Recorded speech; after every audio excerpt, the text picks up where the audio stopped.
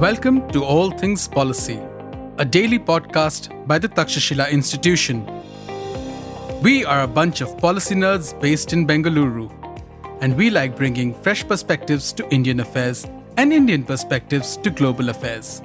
So grab a cup of coffee, sit back, and join us for today's chat. Hello and welcome to All Things Policy, your favorite daily public policy podcast from the Takshashila Institution. I'm Anushka Saxena, a researcher with the Geostrategy program at the institution and your host for today. And what we're going to be discussing today is something that never seems to evade the news cycle, but is also a theme of study that is at a juncture where deliberations or scholarly works or policy making is both actively evolving and interestingly static at the same time, and not just for the want of a better decision or a better way forward, but sometimes also because there is a deadlock, there is confusion, and at the same time, the importance of it all is something that we all continue to revel in. And I'm talking about nothing else but India China relations, which are, as some commentators in the recent past in India have suggested, are emerging from the biggest disruption since the 1962 war. And the disruption that I'm talking about here is the 5-year border standoff that began in eastern Ladakh in the summer of 2020. But of course, there have been changes ever since. And I think the big milestone that came in was when Modi and Xi Jinping met in Kazan in Russia in October 2024. Subsequently, there was the visit of the Indian Prime Minister to Tianjin for the SCO meeting last year, and subsequently high-level engagement between the two countries, the two neighbors, has resumed at the level of foreign ministers, defense ministers, special representatives, the works, right? But I think the question to ask amid all the other developments that pertain to China wanting to actively weaponize its supply chain interdependencies, China being more aggressive than ever before militarily, what is actually driving Delhi and India's renewed engagement with Beijing, right? And, there are a lot of popular answers. If you ask a room of 200 people what's driving India-China relations today, or what the biggest stressor is, or what should Delhi do about it, you will get 202 answers, right? And of course, Trump, trade, all of these are the popular ones. American unpredictability, some say, is pushing India towards China, or India's dependencies vis-a-vis trade are pulling it closer to Beijing, right? And our guest today for this episode argues that both stories, they're not mutually exclusive. They can exist together at the same time, and yet both do not convey the complete picture of India-China relations, right? And he's recently authored a paper for Carnegie India titled Threading the Needle, India's Path Forward with China, where he identifies a few important imperatives guiding India's approach. And he ends that paper, interestingly, on a provocative note, where he argues that Beijing is offering India what amounts to something that he refers to as strategic breadcrumbing. So to unpack all of this, I'm joined by the author of this paper, Saheb Singh Chadha, formerly senior research analyst with the Security Studies program at Carnegie India, and who is now moving on to Georgetown University in the United States to pursue his master's. Saheb, welcome to All Things Policy. Thank you, Anushka. I think that was a fantastic context setting on where the relationship is right now and what are the sort of dynamics and contours around it. But it's my pleasure to be here again for the second time. Right. Thank you so much, Sahib. We're delighted to have you for a second time, and hopefully we'll continue the engagement. But for today, we have a lot of interesting things to discuss, right? And the first thing I guess I really want to ask you is, and we call this mode of conversation the reverse Bollywood format, which essentially means that instead of doing the interesting bits last and coming to the conclusions last, we're going to come to them up front. So let me ask you, what do you mean by strategic breadcrumbing? And why, in your understanding, is that the accurate definition for or representation of the India China relationship as it stands today, right? Great question. So, in as I write in the paper, in interpersonal relationships, breadcrumbing is when one partner, doesn't fully sort of meet the needs of the other side, but they just give them breadcrumbs, and it's a conscious manipulation tactic. They just give them enough to hold on to, just enough so that the other party stays in the relationship, and just so that, it's the engagement keeps going, but, it's not really, like I said, a full meeting of the needs of the other party. And why I think this is applicable to the India China context is you have to see what are India's desires here and what is Beijing's appetite for meeting them. And of course, India wants peace and tranquility at the border. It wants resilient and dependable supply chains, and it wants to be not vulnerable to that context. It wants a new political understanding with Beijing because the old modus vivendi has broken down. And it is trying to just get some breathing room amidst the changing foreign policy of the United States. So that's what India wants. And Beijing's appetite for, engaging with this, meeting these overtures, accommodating them is limited to say the least. I mean, just at the border, China has claims all across the India-China border, and it feels that it is in a position of military superiority, and so it's comfortable, it's sitting pretty. But at the same time, it doesn't want a situation like Galwan. It doesn't want the broader bilateral relationship to be held hostage to the border. So it's perhaps going to give some concessions there. Perhaps something like confidence building agreement, a border management agreement. And so that's just on the border. On the economic side of things, India wants investment and, like I said, predictability of supply chains. But that's not where Beijing's interest lies. If you look at it from the point of view of Chinese companies, yes, they are looking for new markets because consumption in China is declining and it's being tariffed out of Western markets. So they're looking for new markets. But the Chinese Communist Party does not want to divulge with strategic technologies such as solar panels, electronic components, active pharmaceutical ingredients. So that's really at cross purposes, and obviously the Communist Party will win out. So again, appetite there is going to be limited. And similarly, in the political domain, in China, there's not been a rethink about the relationship with India. There's not been a rethink about what India's intentions are. And there is still the impression that the India-US relationship is a trap that's being set by Washington to sort of lure India to do the US's bidding in the Indo-Pacific, keep China contained. So that there's been no rethink there. But, just to keep India pacified, China could and already is saying, things like a dragon, elephant, tango. We've heard this framing so many times before. And that is a sort of consensus that Beijing made out without actually, having a deeper political foundation. So that is sort of the breadcrumbing that I'm talking about, where what India wants is not going to be fully realized or even partially, but it's going to be somewhat perhaps realized, and that's going to be a tactical move on Beijing's part. Right, that's interesting, Sahib. I do understand the perspective on the US, right? And how, from Beijing's perspective, because the lens of looking at the world is so tainted because of its sustained competition and contest with the US.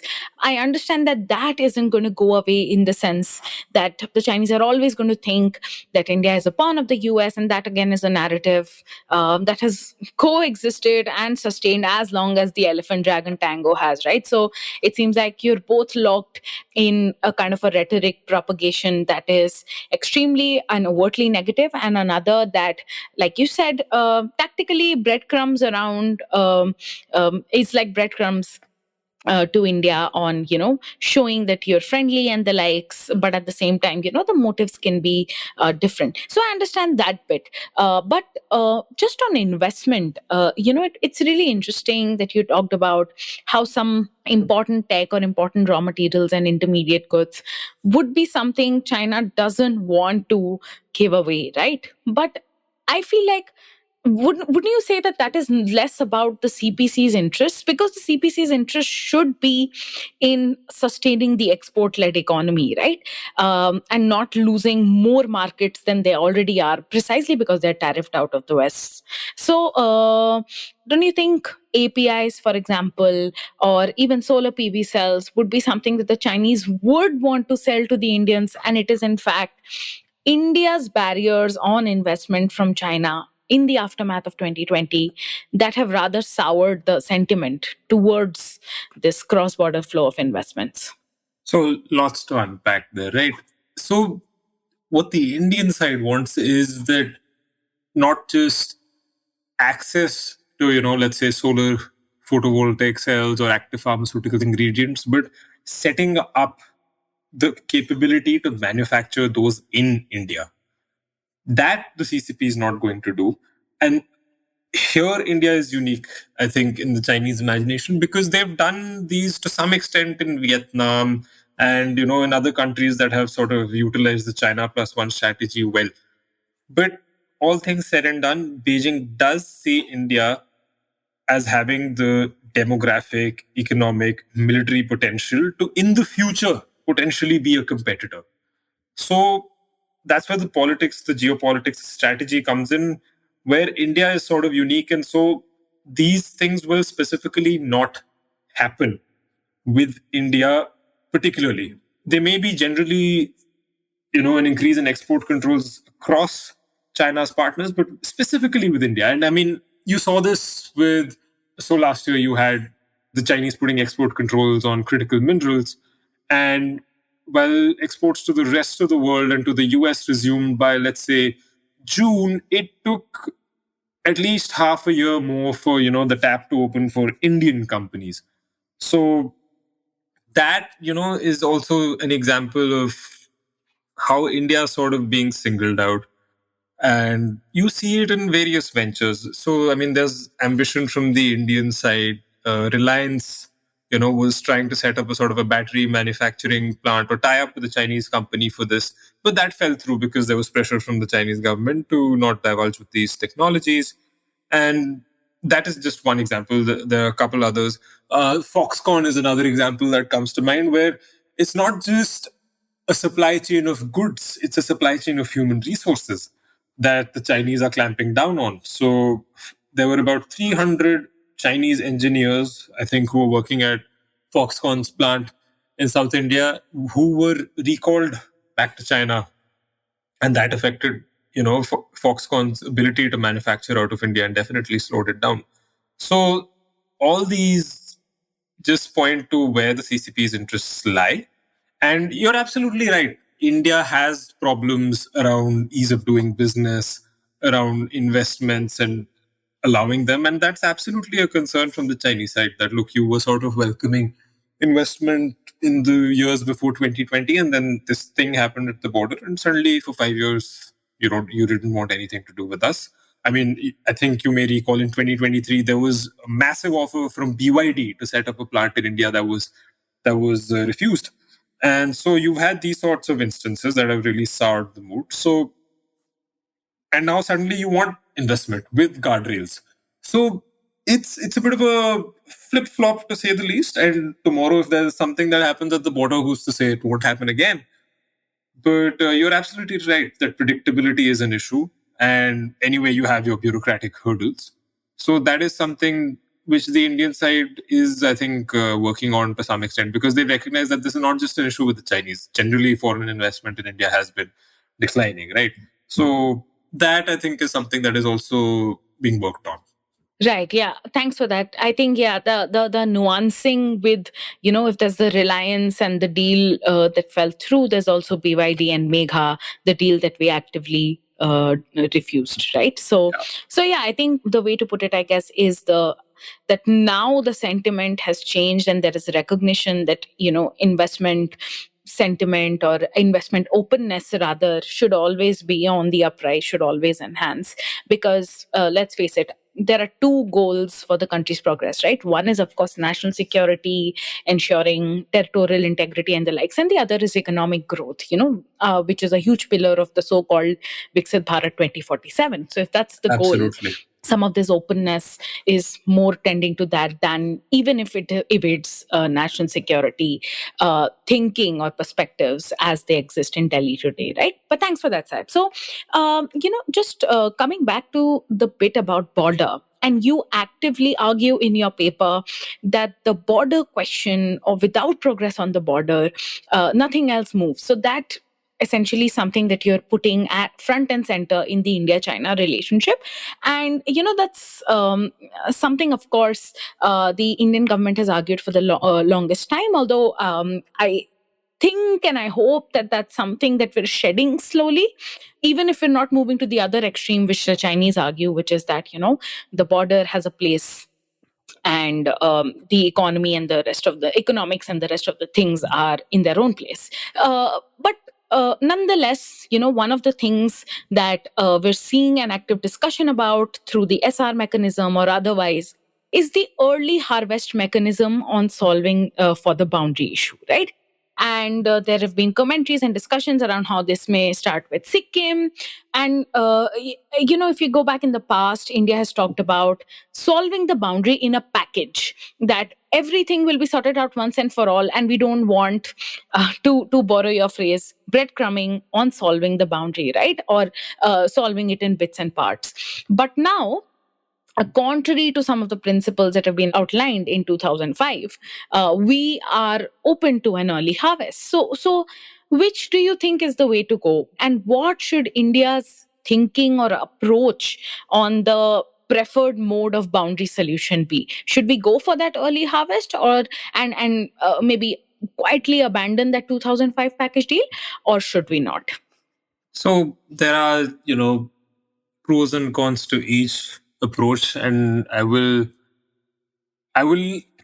hesitate perhaps and caveat that I am not someone who's usually prescriptive at this moment. It's more trying to make sense of the problem, because I would say I would need perhaps a far deeper understanding of government's constraints to be able to be in a position to offer prescriptions to them. But that being said, the package deal, yeah, we agreed upon that in the political parameters and guiding principles agreement in 2005, which is basically that you resolve all sectors of the border together. That, the pro there is obviously that it gets done in one go. The con is that it's not really been, I would say, you haven't really seen an appetite from the Chinese side to resolve it in one go in the recent past, over the past decade and more. So there's a question as to how realistic it is. You're asking for things that the other side is just not going to give. On the early harvest, the pro there is that you have at least one, maybe Sikkim, maybe two if it's like plus, or you could go to Uttarakhand, Himachal Pradesh, this what we call the middle sector, where you have these particular sectors that are resolved or settled. And hypothetically, if both sides were to stick to this, then you could free up resources from these sectors to focus on the other sectors where you do have the more contentious disputes, right? The western sector, Ladakh / Aksai Chin, eastern sector, Arunachal Pradesh / southern Tibet. So that is one hypothetical. Another perhaps a point in favor of it is that it is perhaps more realistic. It is perhaps more doable. And it's not just the fact of it, but also both sides could sort of use it as a trust building exercise and earning some much needed trust in the relationship, which is completely lost since 2020. And then with that sort of environment in mind, you could perhaps proceed to the other sectors. So those are the pros. The cons are if you do have resources freed up to focus on the other two sectors, then conversely, those can become more militarized. And you can have, it's true for the Chinese side also that they'll have more resources freed up to focus on those two sectors and sort of take military action in pursuit of those claims. So that is a big con there. And another con there is that your tri-junction with Bhutan near Sikkim, that's not been resolved because that's something that all three sides need to talk about. To put it simply, if you sort of, I'm not saying that there's any abandonment of this or, the Bhutanese side is being blindsided or any of that. I'll come to how tentative we are right now. That could leave Bhutan free to negotiate its own boundary with China, where it is possible that Indian interests may not necessarily be safeguarded to the extent that India would want. And you see this most tangibly in, let's say, Doklam and the Chicken's Neck, where, like it's a thin strip of land, narrow strip of land. And from the Jamperi Ridge near Doklam, you can literally see down on this narrow strip of land. So tactically, there are vulnerabilities that could come out of this. So that is another con. But I will just say that it's the government's statements around early harvest are very non-committal right now. You are saying that you've agreed to set up a committee to explore this under the WMCC. So, that's like a lot of bureaucratic leeway right there. You're forming a committee. When anyone's forming a committee, it's going to take some time, to say the least. So that is that. And at the same time, in the statements talking about early harvest, you are also saying that it has to be in alignment with the 2005 agreement. So there is a bit of a contradiction there, because the 2005 agreement talks about a package deal, but the early harvest is a difference in approach from the package deal. So that is where we are right now. And I just want to flag that, the discussions on the early harvest were going on in 2019 as well, before the standoff. So this is not necessarily as a consequence of the standoff that you've realized that, hey, maybe we should settle some of this and do what we can. Maybe it's increased the incentives for that, but this was definitely a discussion that was going on before and just got interrupted, like all bilateral mechanisms were for the 5 years or 4 years between 2020 and 2024. Right. Thanks for that, Sab. Really interesting. Of course, yeah, I think it's going to be a while before the Indian government sets its mind to either of the options, and the pros and cons certainly are instructive. But yeah, I think just on the bit about us abandoning the package deal that was discussed in the 2005 agreement, I think, we're way past that position where we have to stick to the, the five, underpinning agreements between Indians and the Chinese, or bar ourselves from changing policy approaches, making decisions that are starkly different from what we wanted to achieve in the past, right? And I think some of the conversations that emerged from parliamentary engagements from the Minister of External Affairs in December of 2025, even at that time, when he argued of the kind of things that were being experimented with to resolve and disengage effectively across the five friction points of 2020, and then, of course, Depsang and Demchok.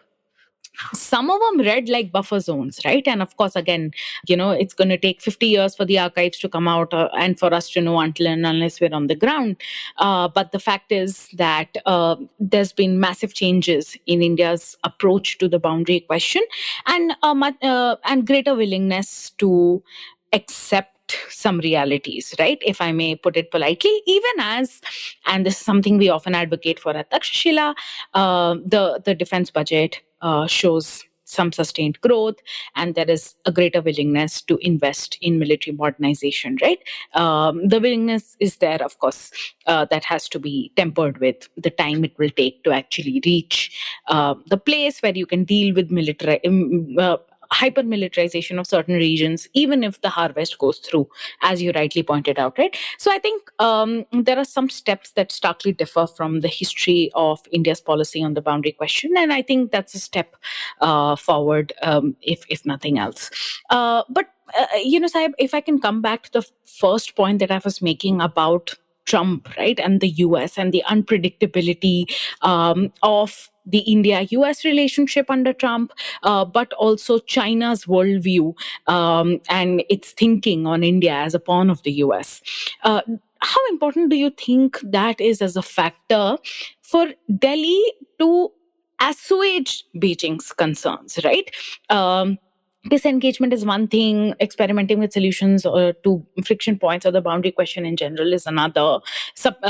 Continuing to trade is a yet another question. But how important is this US factor? And some of those who think that Modi went to the Tianjin summit, the SCO summit in Tianjin last year. That was just to show that if Trump is going to tariff India out, or if it's going to restrict trade with India, Modi's going to be better friends with Xi Jinping, and that will show the world and that will show the US. How much of that do you think is accurate?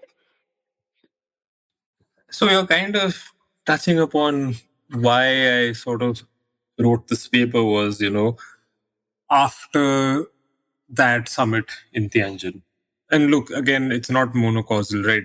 There are, as I said, 3-4 imperatives, and the signaling around that summit, with the hand holding with Xi Jinping and Putin, definitely there was some optics there that, which were in response to, let's just say, US foreign policy.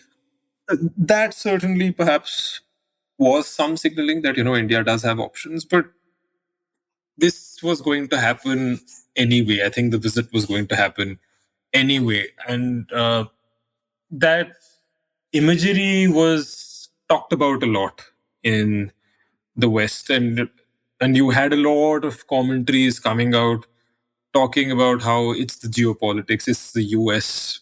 We've sort of pushed India away, and some alarmist takes, I would say.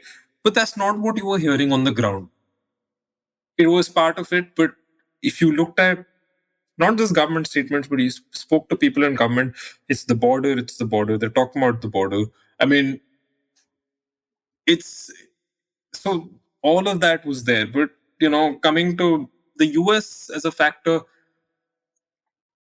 it is a factor because on two fronts. One is the fact of India-US cooperation, the strategic rationale for that for the past 2 and more decades had been that India can, on its own, through the fact of its development and its economic and military power, it will serve as a counter to Chinese influence in the Indo-Pacific.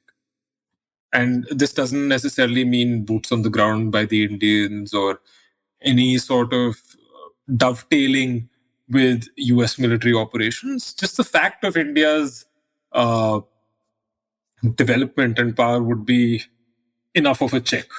And recognizing that the India-China border is, let's just say, another front in the Indo-Pacific competition. So India is doing its bit there.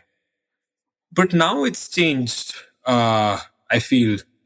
The present administration doesn't, I think, care as much about, I don't want to say competition, but it has a slightly different set of priorities. We've seen the national security strategy, national defense strategy that's come out by the US over the past couple of years.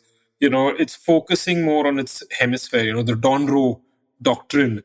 It's focusing more on the Americas. And it is a priority, but in the Indo-Pacific, it's a secondary priority. And they're also adopting perhaps a narrower conception where the Western Pacific is specifically being focused on, the first island chain and all that. So there appears to be some rethinking about what is India's role in all this. And there does seem to be, because this present administration is trying to put a floor under the relationship with China, there is less of emphasis on China or the Indo-Pacific in India, in the US's dealings with India. I mean, during Marco Rubio's visit in May, there was a lot of talk on cooperation on supply chains, energy, all of those things, which the Chinese have threatened, uh, like US interest and Indian interest, but there was no explicit sort of reference to China, to the Indo-Pacific, which wasn't the case in the past. I mean, if you look at there was Pompeo's visit in 2020, he very explicitly referred to combating the threat from the Chinese Communist Party. I'm paraphrasing, but there was that sort of emphasis. So one, that emphasis has reduced because, as I said, the US wants to put a floor under the relationship with China. So on that front, it is pushing India to sort of keep a channel open with the Chinese, because if India's importance diminishes in the eyes of the US, then you have to think about what impact does that have on security cooperation. So that's one reason why India is sort of pushing to keep a channel open with the Chinese. And the second is, if the Chinese feel that the US is not, as in it with India, then it could sort of incentivize coercion. They would on the boundary, they would perhaps feel that there are less costs, and perhaps the US will not give as much assistance, or the sort of ISR assistance it gave in, let's say, the 2022 Yangtze clash, where it was US intelligence which was critical in preempting that attempt to change the status quo on the ground. So these sorts of factors, these sorts of changes in US foreign policy, US-China relations impact the India-China dynamic. Yeah, fair enough, Saheb. I think I largely agree with you on the thing about how the US is differently approaching the Chinese today, because you're talking about the difference between, I don't know, Pompeo and the Trump administration. But if you just look at the difference between the articulations of Pete Hegseth, who is a Trump administration guy through and through, but also popularly a hawk on China. He has drastically changed his tone from 2025 to 26. He's going to the Shangri-La dialogue, the so-called security dialogue, Munich security dialogue of Asia. Everyone's looking up to him to understand what the US is thinking about China. This is the year marking a decade of the arbitral tribunal ruling on the South China Sea from UN clause. And in 2025, he's telling audiences at SLD that China is the biggest challenger in the region. Protecting Taiwan is an absolute priority. We're going to make sure all of our allies are taken care of. They're well fed, defense-wise, of course, and the likes. And the Trump-Xi summit happens, and a partial credit to that, but partial credit to also the sentiment changes that have happened after a very rough period in US-China relations in 2025. He's coming to the SLD in 26 and basically saying that we are not interested in competing with the Chinese because suddenly we have this clear-eyed view of China. And these are his exact words, right? And so we're not going to be investing in quote-unquote mindless confrontation, and we're going to keep acting based on this so-called clear-eyed views. But all of you others that depend on the US for your defense, the American taxpayer is not happy that they are paying for it, right? Which is a line we've heard the Trump administration say otherwise. But just going after those alliances at a public forum like the SLD, Vance already did it in Munich. Or Davos, pardon me, and then Hexet's doing it here. So yeah, and that assessment is fair. That that whole thing, that whole dynamic changing puts India in a dilemma of its own, right? But Sahib, this has been a fascinating conversation so far. I just want to end with a final question, and I'd love your pointed takes on this. Your paper references a lot of stumbling blocks, a lot of hindrances that could derail something that you referred to in this conversation as, a who knows scenario. Who knows when the next Galwan will happen, or who knows which of these sectors is likely to get militarized and activated again. So what are the triggers that worry you the most that will lead to that who knows becoming, oh, now we know, right? And this current thaw, quote unquote, then do you just think is a pause and not necessarily India and China putting a floor or even a cap rather on how much they want to compete and contest? I think that's a great question because, yeah, there are a few stumbling blocks. We had one that had the potential to be one, which was the India Pakistan conflict in May last year. That particular conflict had the Pakistanis using Chinese weapon systems, aircraft, missiles, and the Chinese providing real time intelligence to them, to the Pakistanis, through Chinese satellites. Future crises could be more escalatory. There could be more provocative actions from the Chinese side where, perhaps you build up some forces or, just saber rattling, but in a land scenario. So, I mean, there's those sorts of things, but I don't think that's likely right now because Pakistan has its fair share of problems right now that it's dealing with. It has security issues, internal security issues, insurgencies, economic issues, and China as well. I don't think it has any appetite for escalating right now. Quite the opposite. It's moved, given its competition with the US and its need to focus on that, it's moved to mend fences with its neighbors over the past couple of years. But who knows how long that will last. So I'm not worried about sort of a two-front thing right now being a stumbling block. I don't think a Galwan type accident is on the cards either because that took place in a certain context, right? I mean, 2020 June, suddenly you have, I mean, you did the work on this, more than a division, I think 2-3 divisions worth of troops mobilizing on the Chinese side, suddenly attempting to change the status quo on the ground in 7 separate locations across the LAC. So, your clashes that started from May 5th, right, at the bank of Pangong. So your first clash was actually then. So tensions were extremely high at that time. And then in that sort of fog of crisis, let's say you had Galwan, which I think by now it's clear was an accident. The Chinese also did not sort of intend for it to go the way it did, but that isn't to deny that they didn't come with clubs that were studded with nails. So it took place in a certain context.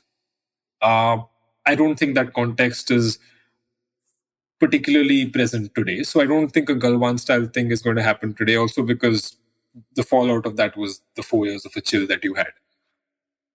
The Tibet thing, I think, is what worries me the most because the Dalai Lama is not immortal. It is, there is a clock on that. And when that day comes, there will be conversations that both sides will need to have around this particularly sensitive issue. I mean, Mr. Vijay Gokhale has written a paper about thinking through these scenarios about, what will happen to the Dalai Lama's remains, succession, where will the next one be born. So there's all of those things. I think that is perhaps the most proximate thing that is perhaps a trigger. The current calm, well, I wouldn't call it even a calm because you still have a standoff. You still have 50 to 60,000 troops on either side that are deployed facing each other. You've just had disengagement, which was, you pull back from your face-to-face contact so that you don't have another spark. You are still very much deployed at those heights. And so while you have agreed to sort of set up co-commander meetings across all sectors and your military to military environment is improving, the fact of that deployment, I don't think it's fair to characterize it as a calm. But I would say that we are in a interregnum. It's a pause. It's an interim where the Indian side may be trying to explore a fundamental sort of political understanding, but the Chinese are in it for tactical reasons. But the consequence is that this buys both sides time to militarize, unfortunately. And you're seeing that militarization still happening. Your border infrastructure on both sides is still going up. So I do think it is a pause and it's getting more dangerous as time goes on. And so the next crisis perhaps be more deadly. Interesting. That is quite the heavy note to end on, Sahib. But I guess, comes with some bit of realism and, of course, an understanding that the guns versus butter debate is not a debate anymore. There have to be both. And fortunately or unfortunately, there will be a big China component in the butter and there will be a big China component motivating the guns. Absolutely. But yeah, that's where India is at. And I think we're all figuring out what the new modus vivendi could eventually look like. But yeah, in the meantime, I think the US will continue to be a big factor, even as I think I have my reservations on the idea of, India's capability to push for China plus one, or deal with, I don't know, Chinese export controls most effectively. And some of that, as you mentioned during the course of the episode, is China singling India out. And others, as you again alluded to, are reasons that pertain to India's own willingness to capitalize on the moment, right? But that is going to be more important than ever before if weaponized interdependence is going to continue to be a feature of the India-China economic relationship, right? But thank you so much again, Saheb. Yeah, just on that, I mean, you're absolutely right. And you had the External Affairs Minister meeting Wang Yi literally, I think, a week ago. And there is, if you read the remarks, there's urgency in what he says. He says there are important dimensions of our ties that need to be addressed. Fair market access and a trade balance ranks high in that regard. There are also concerns about predictability of supply chains, and these merit our attention. So, I mean, that's pretty striking, strong, urgent framing, perhaps. And because we have been saying this for the past couple of years since this securitization of supply chains has happened. So, yeah, you're absolutely. Yeah. No, that's fair. My only question is, when we ask for a fair market access, we want to know what it is that we have the potential to export to the Chinese that they desperately want and would not buy from India. But that's a question for another conversation. Yeah. Thank you so much again, Saheb, for all of your insights. I encourage the audiences to check out his paper, Threading the Needle. And I hope all of you had something to take away as well. For more such conversations on India's foreign policy and the China challenge, stay tuned to another episode of All Things Policy. Thank you so much. Thank you so much, Anushka. If you liked our show, dive into Takshashila's research on technology, strategy, and economic affairs. Check us out at our Twitter handle at Takshashila INST or our website takshashila.org.in.